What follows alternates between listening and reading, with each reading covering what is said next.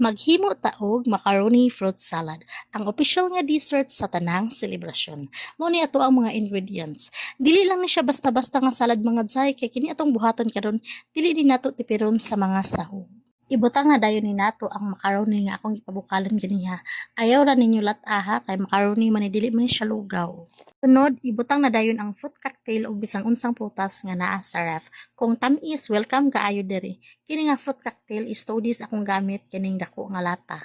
Ibubo na dayon ang evaporated milk, cream dinsada, mayonnaise nga 220 ml, duha ni kabuka kong gibutang, unya kaning ko kumama wala ni labot sa ingredients sa joke rani. Nya ibubo na pod ang kondensada tulo ni kabuok, nag-add pod ay ko nata di coco o kaning kaong aside nga lami siya pang-add pod ay nag-color sa ato ang salad. Then add all-purpose cream duha ka buok, nya dapat ayaw gyud kalimot og butang og cheese. Kay once manggod nga mag-add ka og cheese sa imong salad, mura siya weird paminawon kay dili sila bagay, pero sila gihapon ang mag-end up together.